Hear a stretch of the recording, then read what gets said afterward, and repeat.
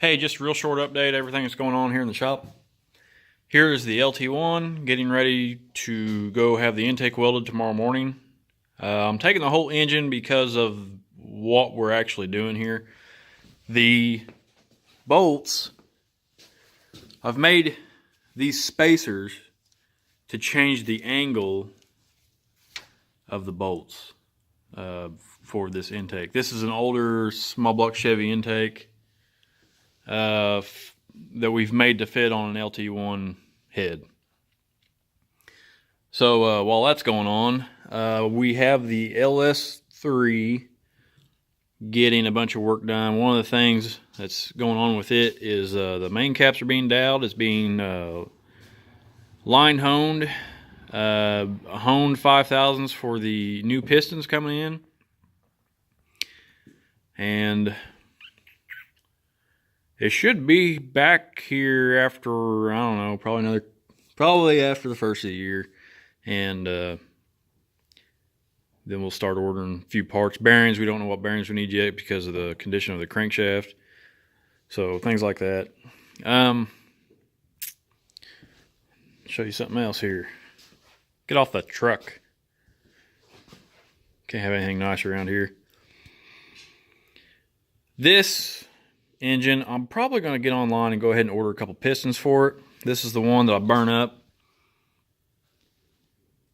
there a while back. This one just needs, I don't know, just needs cleaned up and have the heads. We were going to port the heads and put a cam in it, put it back together. This is the engine that had the twin turbos on it for Bill Gates. So that's where we're at on that. And then the another engine over here, I got this from a guy who used to build dirt track engines, and as far as I know, there's nothing wrong with it. They took it apart for whatever reason. Since it was still good and it's still a standard bore and the cylinders aren't in bad shape, he covered the entire thing in grease right out of a tube. So I just need to have it cleaned up, or I'm going to try to clean it up myself. I should just have somebody. I'll just pay somebody to clean it up because it is just caked in grease. So that and the crankshaft. So the crank is good. I've got the rods and pistons. I've got, I think I've got some rings, and I know for sure I've got new bearings already sitting here and gaskets. So a good set of heads and a good intake, and I don't know what we'll do for a carburetor or fuel injection. I don't know. I guess all of it depends on what's going to go in. But anyways, it's just going to be sitting around. I don't have very many engines that I'll have complete just sitting around ready to put in a car. And a lot of times that has deterred me from buying a car, besides for being broke. Which is the normal case when looking at vehicles on Craigslist. But every once in a while you'll see one, you're like, hey, I could buy that, but it needs an engine. I'll be darned. So we'll have one ready to go now. This one don't need much.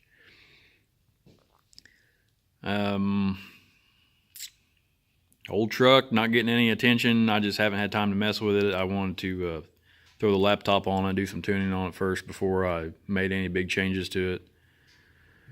So there you have it. Also for the Lt1, I have found, look at this. Look at this. You're awful. He don't care. This is a factory harness. I didn't want to cut up the original one, but this one I'm going to make it a standalone deal for the car, and that's kind of where we're at the moment. So a lot of things going on, but there again, a lot of things getting held back for till after the first of the year. We're just, I don't know, you know how it is. Christmas coming up and stuff. And so So there you have it. The farm truck and Asian daily driver race at Wagler Motorsports Park. I don't know of a for sure date, but I heard a rumor today that they are coming back. There again, like I said, it's just a rumor. I kind of figured they would, but I haven't yet to see anything set in stone. We want to have Bill Gates ready for that because the Camaro has a cage, and the rules for that race say that we cannot have a car that has a cage or a fuel cell or whatever. So the Camaro is out. Bill Gates is going to have to be the one that takes that flag and goes with it, you know. So hopefully this year we'll be a competitor. Now, last year we had, just got the car running. Had twin turbos on it. I couldn't get the thing tuned on the way to the track. Hadn't made a pass, went out first round against Asian of all people, so it lost on national television. It was awful. But not this year. At the end of this 2018 season, I was really starting to get it figured out, and I was to the point where I knew that a cam and a converter was really what was needed. And I'm still in that boat. The 4L80 transmission, it's a really good cruising transmission. It did a really weird thing at the track where it acted like it popped out of gear. I've never seen an automatic do that the way it did, so it was kind of weird, but it's sitting over on the floor. It's just waiting for the car to get back in here. And I don't know, I need to figure out what our next step is here. The cylinder head deal is kind of what I'm waiting on to get this engine back together. I may go ahead and pull it apart and gap the rings, although I don't find that totally necessary.